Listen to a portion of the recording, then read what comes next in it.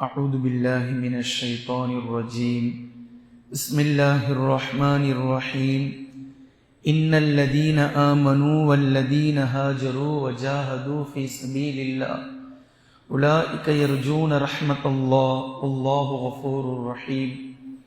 கண்ணியத்திற்குரிய அல்லாஹ்வின் அடியார்களே, அல்லாஹ்வின் தூதர் ஸல்லல்லாஹு அலைஹி வஸல்லம் அவர்களுடைய இறுதி 5 ஆண்டுகள் என்ற தொடரை நாம் தொடர்ச்சியாக பார்த்து வருகின்றோம். அதில் நேற்றைய தினம் ஹைபர் போர் அல்லாஹ்வினுடைய உதவியால் நபி ஸல்லல்லாஹு அலைஹி வஸல்லம் அவர்களுடைய இஸ்லாமிய படை யூதர்கள் எவ்வளவு கெடுதிகளும் தொல்லைகளும் கொடுத்து கொண்டிருந்தார்களோ அதற்கு ஒரு முற்றுப்புள்ளி வைக்கும்படியாக நபி ஸல்லல்லாஹு அலைஹி வஸல்லம் அவர்கள் இந்த ஹைபர் போரை முன்னெடுத்தார்கள். அல்ஹம்துலில்லாஹ், அல்லாஹ் அதில் வெற்றியை வழங்கினான். இந்த போர் முடிந்ததற்கு பின்னால், கனிமத் பொருட்கள் எல்லாம் பங்கு வைக்கப்பட்டதற்கு பின்னால், இப்போது ஹைபரிலிருந்து நபி ஸல்லல்லாஹு அலைஹி வஸல்லம் அவர்கள் மதீனாவிற்கு புறப்படுவதற்காக தயாராகிறார்கள். இந்த நிலையில், இந்த நேரத்தில் செல்லும் வரைக்கும் நடந்த சில நிகழ்வுகளையும் நாம் கண்கூடாக பார்க்க வேண்டும். இதை அப்படியே நீங்கள் கற்பனை செய்து கொள்ளுங்கள். போர் முடிந்தது, கனிமத் பொருட்கள் எல்லாம் பங்கு வைக்கப்பட்டு விட்டது, யூதர்களோடு நிலங்களை பற்றிய ஒப்பந்தங்களும் செய்யப்பட்டு விட்டது. இந்த நேரத்தில்தான் ஹபஷாவிலிருந்து ஜாஃபர் ரலியல்லாஹு அன்ஹு அவர்களும் அபூ மூஸல் அஷ்அரி ரலியல்லாஹு அன்ஹு அவர்களும் ஹைபரிலே நபி ஸல்லல்லாஹு அலைஹி வஸல்லம் அவர்களை வந்து சந்தித்தார்கள். இவர்களோடு ஏனைய இன்னும் சில சஹாபாக்களும் இருந்தார்கள். அதாவது நபி ஸல்லல்லாஹு அலைஹி வஸல்லம் இந்த சம்பவத்தில் ஹைபரை பற்றி, நபி ஸல்லல்லாஹு அலைஹி வஸல்லம் அவர்களை வந்து சந்தித்ததை பற்றி அபூ மூஸல் அஷ்அரி ரலியல்லாஹு அன்ஹு அவர்களே இந்த செய்தியை குறிப்பிடுகின்றார்கள். நாங்கள் யமனில் இருக்கும்போது இஸ்லாத்தை தழுவிவிட்டு யமனிலே வசித்து வந்தோம். அந்த நேரத்தில் நபி ஸல்லல்லாஹு அலைஹி வஸல்லம் அவர்களை மதீனாவில் சென்று நேரில் சந்திக்கலாம் என்று அங்கிருந்து கடலிலே கப்பலிலே புறப்பட்டோம். மதீனாவை நோக்கி வந்த எங்களுடைய கப்பல் திசை மாற்றி அலைக்கழிக்கப்பட்டு ஹபஷாவிற்கு சென்று சேர்ந்து விட்டது. எத்தியோப்பியா போயிட்டாங்க. அங்கு சென்றால் நஜ்ஜாஷி மன்னர் இருந்தார், அவரும் இஸ்லாத்தை தழுவி இருந்தார். அல்ஹம்துலில்லாஹ். அது மாத்திரம் இல்லாமல் அங்கு ஜாஃபர் ரலியல்லாஹு அன்ஹு அவர்களும் இருந்தார்கள். அப்போது அவர்கள் எங்களிடத்தில் கூறினார்கள், நாங்கள் நபி ஸல்லல்லாஹு அலைஹி வஸல்லம் அவர்கள் அனுப்பித்தான் இங்கு வசித்துக் கொண்டிருக்கிறோம், நீங்களும் எங்களுடன் இருந்து கொள்ளுங்கள், நாங்கள் செல்லும் போது எல்லோரும் ஒன்றாக நபி ஸல்லல்லாஹு அலைஹி வஸல்லம் அவர்களிடத்தில் செல்லலாம் என்று கூறியதினால் நாங்களும் ஜாஃபர் இப்னு அபீ தாலிப் ரலியல்லாஹு அன்ஹு அவர்களோடு இருக்கக்கூடிய தோழர்களோடு நாங்களும் தங்கிக் கொண்டோம். பின்பு இப்போது நபி ஸல்லல்லாஹு அலைஹி வஸல்லம் அவர்களை காண்பதற்காக எத்தியோப்பியா ஹபஷாவிலிருந்து மதீனாவிற்கு வந்தோம். மதீனாவில் எங்களுக்கு செய்தி கிடைத்தது, நபி அவர்கள் மதீனாவிலிருந்து ஹைபருக்கு கிளம்பி விட்டார்கள் என்ற செய்தி கிடைத்தது. எனவே நபி அவர்களை பின்தொடர்ந்த நாங்களும் இப்போது ஹைபருக்கு வந்து சேர்ந்தோம். இதற்குள்ளாக நாங்கள் வந்து சேர்வதற்குள்ளாக ஹைபரையே நபி ஸல்லல்லாஹு அலைஹி வஸல்லம் அவர்கள் வெற்றி கொண்டிருந்தார்கள். கனிமத் பொருட்கள் எல்லாம் பங்கு வைக்கப்பட்டிருந்தது. இந்த கனிமத் பொருட்களை பங்கு வைத்ததில் ஹுதைபியாவில் எவர்கள் உடன்படிக்கை செய்தார்களோ அந்த 1400 சஹாபாக்களை தவிர ஏனைய மற்ற தவிர எந்த சஹாபாக்களுக்கும் நபி அவர்கள் பங்கு வைக்கவில்லை, எங்களை தவிர. அபூ மூஸல் அஷ்அரி ரலியல்லாஹு அன்ஹு அவர்களுக்கும் ஜாஃபர் இப்னு அபீ தாலிப் ரலியல்லாஹு அன்ஹு அவர்களுக்கும் அதிலிருந்து சில பொருட்களை எங்களுக்கு கொடுத்தார்கள் என்று அபூ மூஸல் அஷ்அரி ரலியல்லாஹு அன்ஹு அவர்கள் அறிவிக்கக்கூடிய செய்திகளை நீங்கள் பார்க்கலாம். அதே போன்று நாங்கள் செல்லும் போது என்னை வரவேற்றார்கள். ஜாஃபர் பின் அபீ தாலிப் ரலியல்லாஹு அன்ஹு அவர்கள் நபி அவர்களுக்கு அருகாமையில் வந்ததும் நபி அவர்கள் ஜாஃபர் இப்னு அபீ தாலிப் ரலியல்லாஹு அன்ஹு அவர்களை அருகாமையில் அழைத்து 2 புருவங்களுக்கு இடையில் இருக்கக்கூடிய இந்த நெற்றி பகுதியில் நபி ஸல்லல்லாஹு அலைஹி வஸல்லம் அவர்கள் தங்களுடைய வாயால் முத்தமிட்டார்கள். ஜாஃபர் பின் அபீ தாலிப் ரலியல்லாஹு அன்ஹு, அலி ரலியல்லாஹு அன்ஹு அவர்களுடைய சகோதரர், இந்த இடத்தில் முத்தமிட்டார்கள் என்ற செய்தியையும் நாம் பார்க்கிறோம். அதே போன்று இந்த இடத்தில் நபி ஸல்லல்லாஹு அலைஹி வஸல்லம் அவர்கள் பங்கு வைத்த நேரத்தில் நபி ஸல்லல்லாஹு அலைஹி வஸல்லம் அவர்களிடத்தில் திஹியத்துல் கல்ப் ரலியல்லாஹு அன்ஹு அவர்கள் வந்து, அல்லாஹ்வின் தூதரே, இந்த யூத பெண்மணிகளில் எங்களுக்காக ஒரு அடிமை பெண்ணை தாருங்கள் என்று கேட்டார்கள். நபி ஸல்லல்லாஹு அலைஹி வஸல்லம் அவர்கள், உங்களுக்கு விருப்பமான ஒரு பெண்ணை நீங்கள் எடுத்துச் செல்லுங்கள், அழைத்து செல்லுங்கள் என்று கூறிய போது திஹியத்துல் கல்பி ரலியல்லாஹு அன்ஹு அவர்கள் சஃபியா ரலியல்லாஹு அன்ஹா அவர்களை, அப்ப அவங்க இஸ்லாத்தை தழுவல, சஃபியா என்ற பெண்ணை நபி ஸல்லல்லாஹு அலைஹி வஸல்லம் சஃபியா என்ற பெண்ணை திஹியத்துல் கல்பி ரலியல்லாஹு அன்ஹு அவர்கள் அழைத்து சென்றார்கள். அப்போது ஒருவர் வந்து, ஒரு சஹாபி நபி ஸல்லல்லாஹு அலைஹி வஸல்லம் அவர்களிடத்தில் வந்து, அல்லாஹ்வின் தூதரே, சஃபியா என்ற இந்த பெண், அபுல் ஹுகைத்தினுடைய மனைவி இந்த பெண், இந்த யூத ஹைபருக்கெல்லாம் இருந்த தலைவனுடைய மகளாவார்கள்.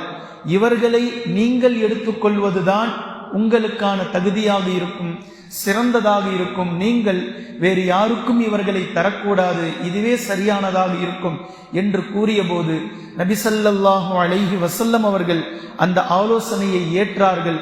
பின்பு திஹியத்துல் கல்பி ரலியல்லாஹு அன்ஹு அவர்களை அழைத்து அவர்கள் அவ்விருவர்களையும் பார்த்தார்கள்.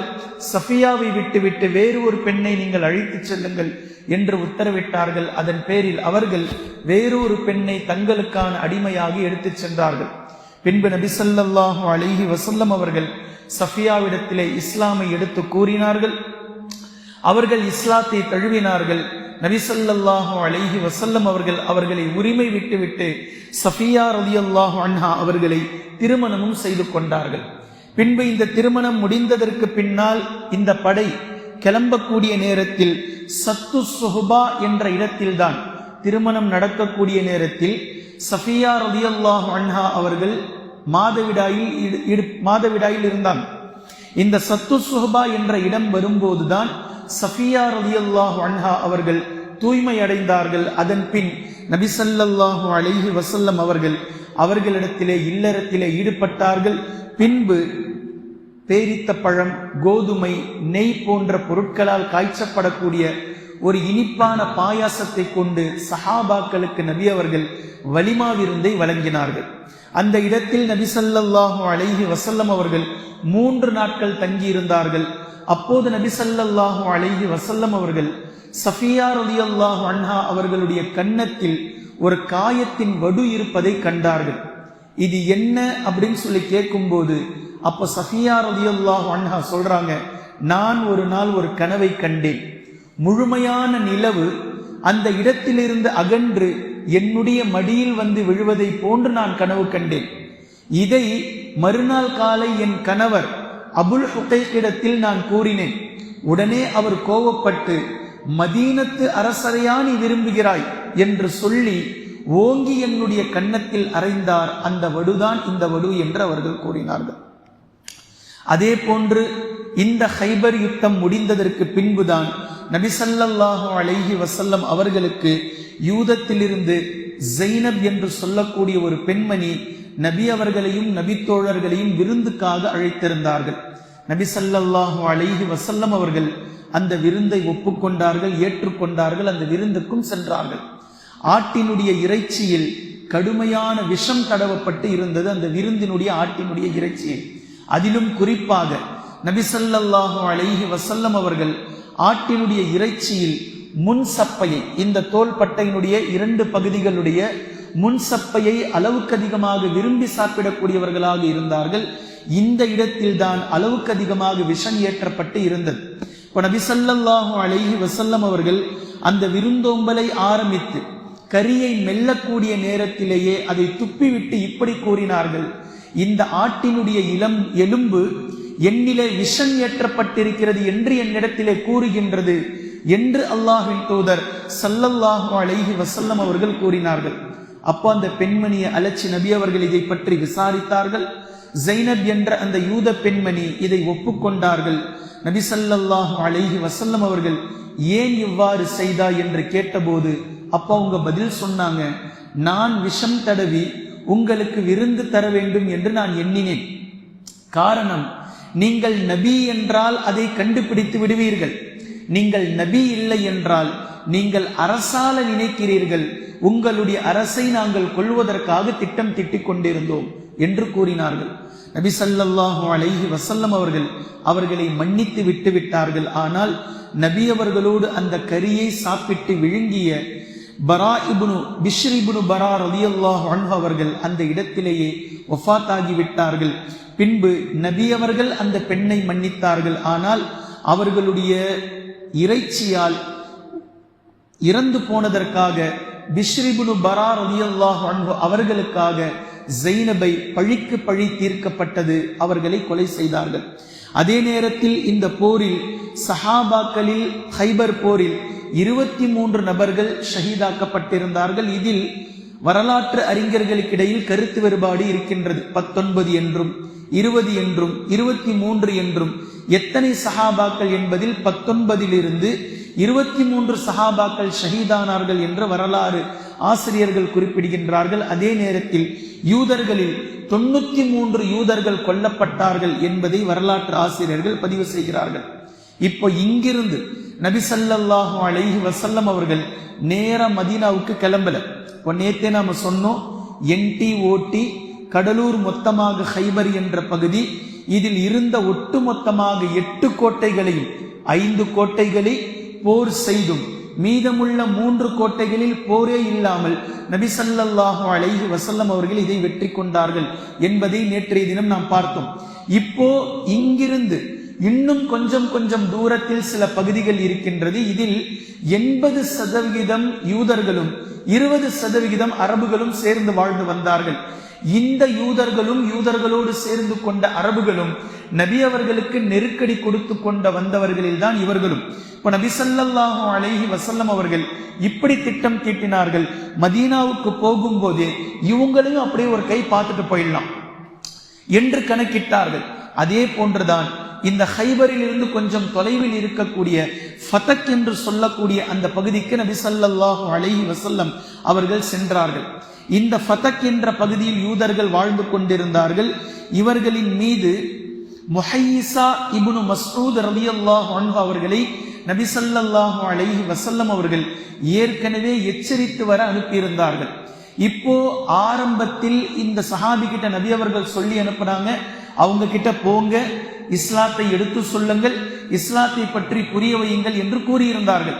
ஆனா ஹைபருக்கு முன்னாடி அது நடந்ததுனால அந்த எச்சரிக்கையை ஏற்று அவர்கள் இஸ்லாத்தை ஏத்துக்கல, இஸ்லாத்தை புறக்கணித்து விட்டார்கள். ஆனால் ஹைபர் வெற்றி கொள்ளப்பட்டு விட்டது என்ற செய்தி ஃபதக்கில் வாழக்கூடிய யூதர்களுக்கு கிடைத்தவுடன் அவர்கள் இஸ்லாத்தை ஏற்க மாட்டோம், சமாதான உடன்படிக்கைக்கு வந்துட்டாங்க.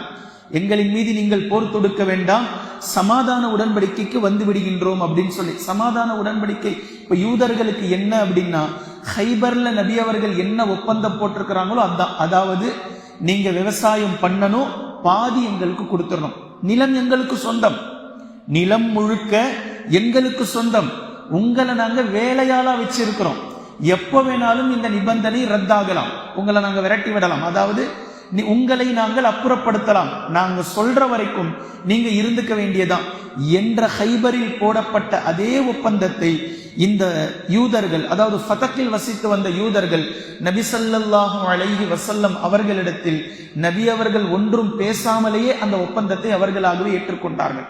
ஹைபர்ல நீங்க என்ன ஒப்பந்தம் போட்டிருக்கிறீங்களோ அதே ஒப்பந்தத்தை நாங்கள் ஏற்றுக்கொள்கிறோம், நாங்க இங்கே இப்படியே இருந்து பிழைச்சிட்டு போறோம், உங்களுக்கு பாதியை கொடுத்துடுறோம், எங்களின் மீது நீங்கள் போர் தொடுக்க வேண்டாம் அப்படின்னு சொல்லி ஃபதக்கினுடைய யூதர்கள் ஒப்புக்கொண்டார்கள். நபி ஸல்லல்லாஹு அலைஹி வஸல்லம் அவர்களும் அதை ஏற்றுக்கொண்டார்கள். அங்கு சில சஹாபாக்களை அவர்களை கண்காணிப்பதற்காகவும் அவர்களுடைய விளைச்சல் நிலங்களை கண்காணிப்பதற்காகவும் நபி அவர்கள் நியமித்தார்கள். இப்போது போரே இல்லாமல், எந்த விதமான போரும் இல்லாமல் ஃபதக் என்ற இந்த பகுதி, விவசாய பகுதி, நபி அவர்களுக்கு அல்லாஹு தஆலா வெற்றியை கொடுத்ததினால் இந்த நிலத்தை நபி ஸல்லல்லாஹு அலைஹி வஸல்லம் அவர்களுக்கே முழுமையான சொந்தம். இந்த சட்டம் என்னன்னு புரியுதா?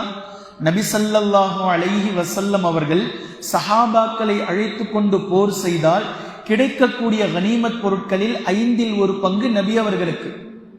இப்போ இந்த ஃபதக் என்ற பகுதி எந்த விதமான போரும் இல்லாமல், சஹாபாக்களுடைய மனக்கெடல் இல்லாமல், சஹாபாக்கள் ஆயுதம் ஏந்தாமல் அப்படியே அல்லாஹு தஆலா வெற்றியை கொடுத்ததினால் இந்த பகுதி முழுக்க முழுக்க நபி ஸல்லல்லாஹு அலைஹி வஸல்லம் அவர்களுக்கு சொந்தம். நபி அவர்கள் எப்படி விரும்புறாங்களோ இந்த ஃபதக் என்ற பகுதியை அப்படி செலவு செஞ்சுக்கலாம். இது அல்லாஹு தஆலா கொடுத்திருக்கக்கூடிய நபி அவர்களுக்கு காசியத்தான சட்டம். இந்த அடிப்படையில் நபி ஸல்லல்லாஹு அலைஹி வஸல்லம் அவர்களுக்கு ஃபதக் என்று சொல்லக்கூடிய முழுமையான நிலமும் சொந்தமாகி விட்டது. பின்பு இந்த ஃபதக் என்ற பகுதியை வெற்றி கொண்டதற்கு பின்னால் நபி அவர்கள் இங்கிருந்து கிளம்பி வாதில் குரா என்று சொல்லக்கூடிய பகுதிகளுக்கு போறாங்க. இந்த வாதில் குராவிலும் 80% யூதர்கள், இவர்களோடு சில அரபுகளும் இருந்தாங்க. இப்போ இவர்கள் வாதில் குராவுக்கு போகும்போதே அங்கு இருக்கக்கூடிய யூதர்கள் ஜாக்கிரதையா இருந்தாங்க. எப்போது வேண்டுமானாலும் முஹம்மதுடைய படை நம்மின் மீது வந்து போர் தொடுக்கும் என்ற போர்க்கால அடிப்படையில் அவங்க இருந்ததுனால நபி ஸல்லல்லாஹு அலைஹி வஸல்லம் அவர்களும் சஹாபாக்களும் கொஞ்சம் அஜாக்கிரதையா போனாங்க, நார்மலா போனாங்க. இப்போ அந்த யூதர்கள் திடீரென்று முஸ்லிம்களின் மீது தாக்குதல் நடத்தினாங்க. தாக்குதல் நடத்தினதுமே நபி ஸல்லல்லாஹு அலைஹி வஸல்லம் அவர்களுடைய அடிமை மித்ஆம் என்பவர் இந்த இடத்தில் கொல்லப்பட்டார். இப்ப இவர் கொல்லப்பட்டதுமே சஹாபாக்கள் மித்ஆம் கொல்லப்பட்டதும் அவர் ஷஹீதாகிவிட்டார், அவர் சொர்க்கத்தில் இருக்கிறார் என்று டிக்ளேர் பண்ணி பேசினாங்க. இப்ப நபி ஸல்லல்லாஹு அலைஹி வஸல்லம் சொன்னாங்க, அப்படி பேசாதீங்க. மித்ஆம் எனக்கு தெரியாமல் இதற்கு முன்னால் வெற்றி கொள்ளப்பட்ட இடத்தில் எடுத்துக்கொண்ட ஒரு போர்வை அவரின் மீது நெருப்பாக எரிந்து கொண்டு இருக்கிறது அப்படின்னு சொன்னாங்க. அதாவது நபி அவர்கள் கனிமத் பொருட்களை நியாயமா பங்கு வைக்கிறாங்க. இந்த நேரத்தில் பொருட்கள் எடுத்துக்கொண்டு வரும்போது சில நேரங்களில் சின்ன சின்ன பொருட்கள் சிந்தும், கீழே விழுந்துரும். 10 ஈட்டி எடுத்துட்டு வராங்கன்னா 1 கீழே விழுந்துரும். இப்ப நபி அவர்களுக்கு முன்னாடி 9 ஈட்டிகள் வரும், தெரியாம விழுறது தான். அப்ப சஹாபாக்களில் சிலர் என்ன செய்வாங்க அப்படின்னா, உலகத்தின் மீது சிலருக்கு பலவீனமான ஈமான் இருக்கும் போது அந்த ஒரு ஈட்டி அமைதியா எடுத்து வச்சுப்பாங்க. ஒரு ஈட்டு தானே, நபி அவர்கள் எதுவும் அதை கேட்க மாட்டாங்க அப்படின்னு சொல்லி. அதே மாதிரி உடைந்த கேடயங்கள், வளைந்த கேடயங்கள், பழசா இருக்கக்கூடிய சில பொருட்கள் இப்படியெல்லாம் எடுத்து வச்சுப்பாங்க. சிலர் எதிரிகளுடைய காலணிகள், செருப்புகள், செருப்புவார்கள் இதை எடுத்து வச்சுப்பாங்க. இது நபி அவர்கள் கணக்கு செய்ய மாட்டாங்கன்னு சொல்லிட்டு. ஆனா அல்லாஹு தஆலா நபி அவர்களுக்கு வஹி அறிவிச்சுக்கிட்டே இருக்கிறான். இதை இவங்க எடுத்து வச்சிருக்கிறாங்க. இது எந்த மாதிரி அப்படின்னா, கிட்டத்தட்ட ஈசா அலைஹிஸ்ஸலாம் அவர்களுக்கு அல்லாஹு தஆலா கொடுத்த முஅஜிஸாத்துகளில் அல்லாஹு தஆலா குர்ஆன்ல பேசுறான், வமா தத்தகிரூன ஃபீ புயூத்திக்கும், உங்களுடைய வீட்டுல நீங்க என்ன சேமிச்சு வச்சிருக்கிறீங்கன்றத நான் உங்களுக்கு அறிவிப்பேன் அப்படின்னு சொல்லி அல்லாஹு தஆலா சொல்லி காட்டுறான். ஈசா அலைஹிஸ்ஸலாம் அதை சொன்னாங்க, இதை நீங்கள் சேமித்து வைத்திருக்கிறீர்கள் உங்களுடைய வீட்டுல. இதே போன்றுதான் நபி அவர்களுக்கு தெரியலன்னு சொல்லி சஹாபாக்கள் நினைச்சு சின்ன சின்ன சில அற்பமான பொருட்களை எடுத்து சேமித்து வைத்துக் கொள்வார்கள். இந்த மாதிரி மித்ஆம் என்ற நபி அவர்களுடைய அடிமை கனிமத் பொருட்களில் நபி அவர்களிட்ட கணக்கு காட்டாம ஒரு போர்வையை எடுத்து வைத்துக் கொண்டார்.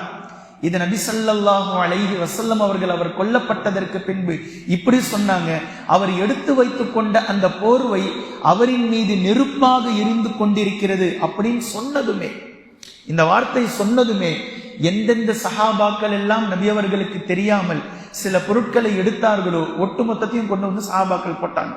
எதெல்லாம் எடுத்திருந்தாங்களோ அந்த எல்லா பொருட்களையும் எடுத்துக்கொண்டு வந்து நபி ஸல்லல்லாஹு அலைஹி வஸல்லம் அவர்களுக்கு முன்னால் போட்டுட்டாங்க.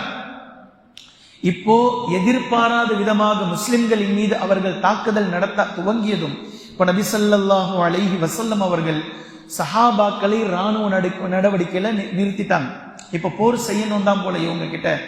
இதுக்கு முன்னாடி ஃபதக் என்ற யூதர்கள் போரே இல்லாமல் சமாதான உடன்படிக்கையில வந்ததுனால வாதில் குரா என்ற பகுதிக்கு முஸ்லிம்கள் கொஞ்சம் கவனம் குறைவா வந்துட்டாங்க. இப்ப நபி ஸல்லல்லாஹு அலைஹி வஸல்லம் அவர்கள் யூதர்கள் ஜாக்கிரதையாக இருந்து தங்களின் மீது போர் தொடுக்க ஆரம்பிச்சதுமே நபி ஸல்லல்லாஹு அலைஹி வஸல்லம் அவர்களின் மீது எதிர்பாராத விதமாக போர் தொடுத்தாங்க. நபி அவர்கள் போர் தொடுத்தார்கள், இஸ்லாமிய அழைப்பும் விடுத்தார்கள், இடையிடையே வந்த வக்துகளை நிறைவேற்றினார்கள். இந்த போர் தொடுத்தார்கள் அப்படின்றது மூர்க்கமா போர் தொடுக்கல, தடாலடியா போர் தொடுக்கல. நீங்க எதிர்த்தா நாங்களும் எதிர்ப்போம், ஆனா நாங்க போர் செய்வதற்காக வரல, சமாதானத்துல இருக்கிறீங்களா இல்ல என்னதான் உங்களுடைய விஷயம் அப்படின்றதை நிதானத்தோடு நபி ஸல்லல்லாஹு அலைஹி வஸல்லம் அவர்கள் கேட்கிறாங்க. அவர்கள் போர் தொடுக்கும் போது நபி அவர்களும் போர் தொடுத்தார்கள், அமைதி காத்தார்கள், முகாமிட்டார்கள், தொழுகையை தொழுதார்கள், நிதானத்தோடு கையாண்டார்கள். ஒரு கட்டத்தில் கடைசியாக நபி ஸல்லல்லாஹு அலைஹி வஸல்லம் அவர்கள் காலையில் இருந்து இரவு வரைக்கும் இதே போன்று இந்த நிலைமை நீடித்தது. நபி அவர்கள் போர்க்களத்திற்கு இடையில் அசரை தொழுதார்கள், லுஹரை தொழுதார்கள், மக்ரிப் இஷாவை தொழுதுவிட்டு பின்பு இரவு முழுவதும் அமைதியாக இருந்துவிட்டு ஃபஜ்ரை தொழுதுவிட்டு அல்லாஹ்விடத்தில் துஆ செய்துவிட்டு மீண்டும் வாதில் குராவிற்குள் நுழைந்தார்கள். அப்போது யூதர்கள் நபி ஸல்லல்லாஹு அலைஹி வஸல்லம் அவர்களிடத்தில் வேறு வழி இல்லாமல் ஃபஜ்ருக்கு பின்னால் வந்து சரணடைந்து விட்டார்கள். இவர்களும் என்ன ஒப்பந்தம் ஏற்கனவே ஹைபர்ல அதே மாதிரி ஃபதக் மக்களும் என்ன ஒப்பந்தத்தை செய்து கொண்டார்களோ இதே ஒப்பந்தத்தை இவர்களும் செய்து கொண்டார்கள். அல்லாஹு தஆலா இதன் மூலம் சஹாபாக்களுக்கு அநேகமான பொருட்களை, நிறைய பொருட்களை அல்லாஹு தஆலா கனிமத்தாக சஹாபாக்களுக்கு கொடுத்தான்.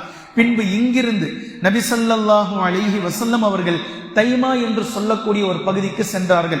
இந்த தைமா என்ற சொல்லக்கூடிய இந்த பகுதிகள், இந்த யூதர்கள் நியாயமான யூதர்களாக இருந்தார்கள், கொஞ்சம் நியாயமானவர்கள். இவர்கள் ஒருபோதும் மதீனாவில் நபி ஸல்லல்லாஹு அலைஹி வஸல்லம் அவர்கள் வந்ததற்கு பின்பும் அதற்கு முன்பும் முஸ்லிம்களுக்கு எதிராக எந்த ஒரு போரிலும் ஈடுபட்டது கிடையாது. இந்த யூதர்கள் அவர்கள் யூத மதத்தை ஃபாலோ பண்ணிக்கிட்டு இருந்தாங்களே தவிர நபி ஸல்லல்லாஹு அலைஹி வஸல்லம் அவர்களுக்கும் முஸ்லிம்களுக்கும் எதிராக எந்த ஒரு போரிலும் அவர்கள் ஈடுபட்டதில்லை. இப்போது நபி அவர்கள் தங்களிடத்தில் வருகிறார்கள் என்று தெரிந்ததுமே அவர்களாக முன்வந்து சமாதான ஒப்பந்தத்தில் ஈடுபட்டார்கள். நபி அவர்கள் இவர்களிடத்தில் மாத்திரம் நிரந்தரமான ஒப்பந்தத்தை அவர்களுக்கு கொடுத்தார்கள். அந்த நிலத்தை அவர்களுக்கே கொடுத்தார்கள். அவங்களுக்கெல்லாம் நிலம் முஸ்லிம்களுக்கு சொந்தம். அந்த யூதர்கள் வேலையாட்களை போன்று வேலை செய்ய வேண்டும், பாதியை எங்களுக்கு தர வேண்டும். ஆனால் இந்த யூதர்களிடத்தில் நிலம் உங்களுக்கு சொந்தம் என்பது நிரந்தரமான ஒப்பந்தமாக போட்டு கொடுத்துட்டு ஜிஸ்யாவை எங்களுக்கு நீங்கள் செலுத்துங்கள் என்பதை நபி ஸல்லல்லாஹு அலைஹி வஸல்லம் அவர்கள் இந்த ஒப்பந்தத்தை அந்த யூதர்களிடத்தில் நியாயமாக போட்டார்கள். அது மாத்திரம் இல்லாமல் நீங்கள் எங்களால் பாதுகாக்கப்படுவீர்கள் என்று சொன்னார்கள். எங்களுக்கு எதிராக நீங்கள் நடவடிக்கையில் ஈடுபடாமல் இருக்கும் வரைக்கும் உங்களுக்கு ஏதேனும் ஒரு தொல்லை பிரச்சனை என்றால் முஸ்லிம்களுடைய பங்களிப்பு பாதுகாப்பு உங்களுக்காக இருக்கும் என்று அல்லாஹ்வின் தூதர் ஸல்லல்லாஹு அலைஹி வஸல்லம் அவர்கள் ஒப்பந்தத்தை போட்டு கொடுத்து முடித்துவிட்டு ஒரு வழியாக அல்ஹம்துலில்லாஹ் ஒட்டுமொத்தமான யூதர்களுடைய விஷயங்களும் கட்டுக்கோப்புக்குள் வந்துவிட்டது. ஹுதைபியாவின் மூலம் எப்படி குறைஷிகளுடைய ஒட்டுமொத்தமான கொட்டம் அடங்கிவிட்டதோ இதே போன்று ஹைபருக்கு பின்னால் ஃபதக்கு பின்னால் வாதில் குராவில் இருந்த தைமா, இது ஒட்டுமொத்தத்தையும் ஒரே பயணத்தில் நபி ஸல்லல்லாஹு அலைஹி வஸல்லம் அவர்கள் கவர் செய்து விட்டார்கள். ஹிஜ்ரி 7 முஹர்ரமில் கிளம்பியவர்கள் கிட்டத்தட்ட சஃபர் மாதம் வந்துவிட்டது. இப்போது சஃபரில் நபி ஸல்லல்லாஹு அலைஹி வஸல்லம் அவர்கள் மதீனாவிற்கு திரும்புகிறார்கள்.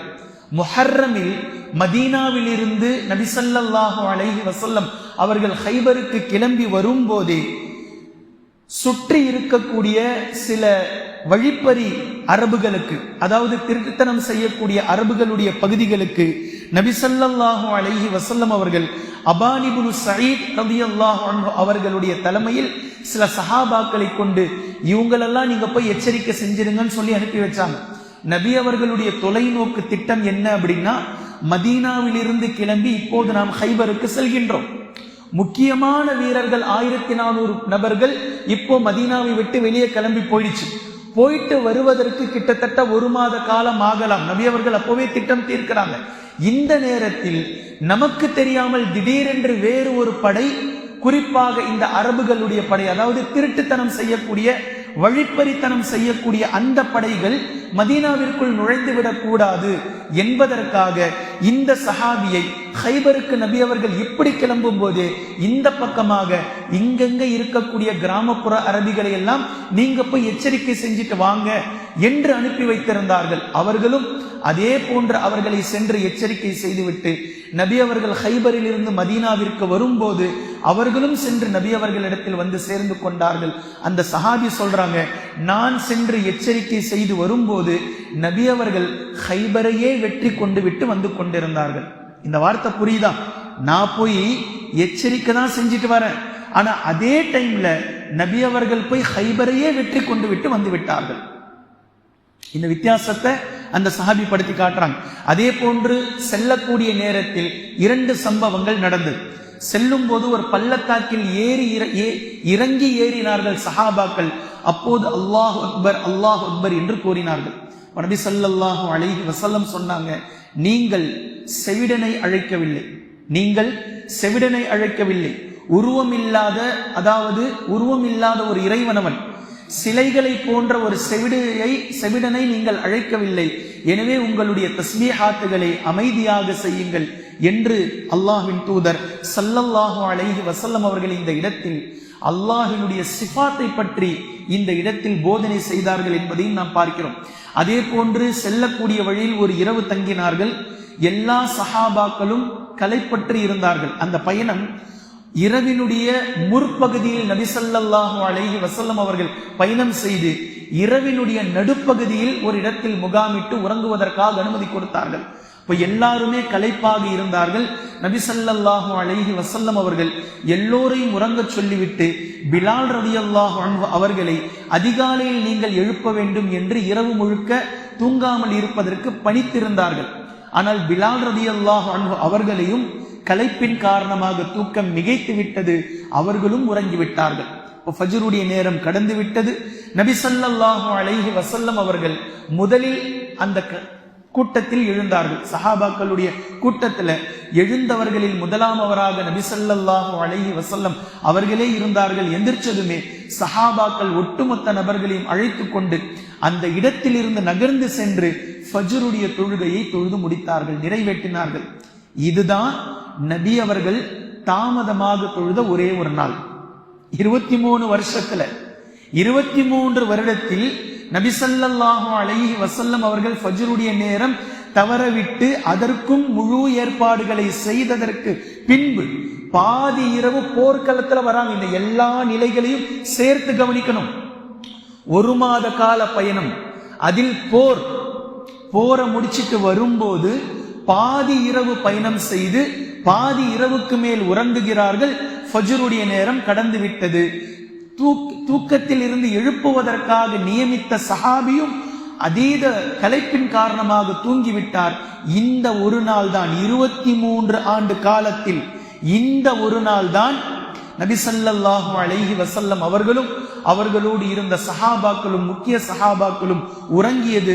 அங்கிருந்து எழுந்து சென்று அந்த இடத்தை கடந்து சென்று நபி ஸல்லல்லாஹு அலைஹி வஸல்லம் அவர்கள் ஃபஜ்ரை தொழ வைத்தார்கள். ஆனால் இந்த இடத்தில் நம்முடைய ஈமானை நாம் பரிசோதித்து பார்க்க வேண்டும். எத்தனை ஃபஜ்ர்களை நாம் இப்படி செய்து கொண்டிருக்கிறோம்? இந்த ஹதீஸை நாம் எப்பெல்லாம் தூங்கி எந்திரிக்கிறோமோ அப்பெல்லாம் கொண்டுட்டு வந்துடுறோம். நபி அவர்கள் தூங்கி எஞ்சவன தொலை சொல்லி இருக்கிறாங்க, தூங்கி எஞ்சவன தொலை சொல்லி இருக்கிறாங்க, தூங்கி எஞ்சவன தொலை சொல்லி இருக்கிறாங்க. என்னைக்காவது ஒரு நாள் நீங்கள் உடல்நிலை சரியில்லாமல் தூங்கிவிட்டால் எழுந்ததும் தொழுது கொள்ளுங்கள் என்று சொன்ன இதிலிருந்து எடுக்கக்கூடிய ஹதீஸை தூங்கிட்டு ஏஞ்சி தொழுதுட்டு தூங்கிட்டா தொலை சொல்லி இருக்கிறாங்க, தூங்கிட்டா தொலை சொல்லி இருக்கிறாங்க. இப்படியா செஞ்சாங்க நபி அவர்கள்? 23 ஆண்டு காலத்தில் இது நாள் ஒரே ஒரு நாள் ஒரே ஒரு வக்து இப்படி நடந்திருக்கு. இதை நாம் எடுத்துக்கொண்டு காரணமாக்கி கொண்டிருக்கின்றோம். எனவே கண்ணியத்திற்குரிய அல்லாஹ்வின் அடியார்களே, தொழுகை என்பது அதற்குரிய நேரத்தில் தொழுவது என்பது முஃமின்களுடைய கடமை, கட்டாய கடமை என்பதை இந்த இடத்திலும் அல்லாஹ்வின் தூதர் ஸல்லல்லாஹு அலைஹி வஸல்லம் அவர்கள் நிலைநிறுத்தி காட்டியிருக்கிறார்கள் என்பதை நாம் காணுகின்றோம். இது முடிந்ததற்கு பின்னால் நபி ஸல்லல்லாஹு அலைஹி வஸல்லம் அவர்கள் அல்லாஹ்வினுடைய அருளால் மதீனாவிற்குள் நுழைந்தார்கள். மதீனாவிற்குள் நுழைந்ததுமே நபி ஸல்லல்லாஹு அலைஹி வஸல்லம் அவர்கள் இப்போது அடுத்த கட்ட நடவடிக்கையை திட்டம் தீட்டுகின்றார்கள். அடுத்தது என்ன? குறைஷிகளை ஒன்றும் இல்லாமல் ஆக்கியாச்சு. நபி ஸல்லல்லாஹு அலைஹி வஸல்லம் அவர்கள் தாவா பணி செய்வதற்கான ஒரு பாதை திறந்து விட்டது. அடுத்தது குடைச்சல் கொடுத்து கொண்டிருந்த யூதர்களையும் மிக துல்லியமாக ஹைபரை வெற்றி கொண்டதின் மூலம் யூதர்களை ஒன்றும் இல்லாமல் ஆக்கியாச்சு. நபி ஸல்லல்லாஹு அலைஹி வஸல்லம் அவர்களுக்கு இன்னும் சஹாபாக்களுக்கு பலம் கூடிவிட்டது. தாவா செய்வதற்கான அடுத்த வாசலும் திறந்து விட்டது. இப்போ இன்னும் சொற்ப சில நபர்கள் இருக்கிறாங்க. இவங்க யார் அப்படின்னா, ஹிஜாஸ் பகுதியில் ஆங்காங்கே வசித்து வரக்கூடிய அரபுகள். இவர்கள் கொள்ளை கூட்டத்தார்கள். இவர்கள் கிட்ட நாகரீகம் கிடையாது. இவர்கள் எப்போது வேண்டுமானாலும் யாரை வேண்டுமானாலும் தாக்குவார்கள். பொருளாதார ஆசை பிடித்தவர்கள். யார் எப்போது சென்று கொண்டிருந்தாலும் குழந்தைகள் என்று பாராமல், பெண்கள் என்று பாராமல், முதியவர்கள் என்று பாராமல் அவர்களை கொன்றுவிட்டு அவர்களுடைய ஒட்டகங்களை, அவர்களுடைய ஆடுகளை, அவர்கள் எடுத்துச் செல்லக்கூடிய பொருளாதாரங்களை எடுத்து சுருட்டி கொண்டு சென்று விடுவார்கள். இப்போது இவர்களை நபி ஸல்லல்லாஹு அலைஹி வஸல்லம் அவர்கள் இஸ்லாமிய அரசியல் சட்டத்திற்குள் கொண்டு வர நினைத்தார்கள். இப்ப இவர்களுக்கு நாம் சட்ட பாடம் புகட்ட வேண்டும். இவர்களிடத்தில் சென்று நபி ஸல்லல்லாஹு அலைஹி வஸல்லம் அவர்கள் இவர்களுக்கு பாடம் புகட்ட நினைத்தார்கள். அடுத்த கட்ட நடவடிக்கையை நபி ஸல்லல்லாஹு அலைஹி வஸல்லம் அவர்கள் ஆயுத்தமாகிறார்கள், தயாராகிறார்கள். இப்போ அடுத்த கட்ட நடவடிக்கை, எங்க நபி அவர்கள் போறாங்க, எப்படி இவர்களிடத்தில் போர் செய்கிறார்கள், இவர்களுக்கு என்ன பாடம் புகட்டுகிறார்கள் என்பதை இன்ஷா அல்லாஹ் அடுத்தடுத்த தினங்களில் நாம் பார்க்கலாம். குர்ஆனையும் ஹதீஸையும் தெளிவாக விளங்கக்கூடிய நன்மக்களாகவும் அதை நடைமுறைப்படுத்தக்கூடிய மக்களாகவும் அல்லாஹ் நம்மை ஆக்குவானாக. சுப்ஹானக அல்லாஹும்ம பிஹம்திக அஷ்ஹது அல்லா இலாஹ இல்லா அன்த அஸ்தக்ஃபிருக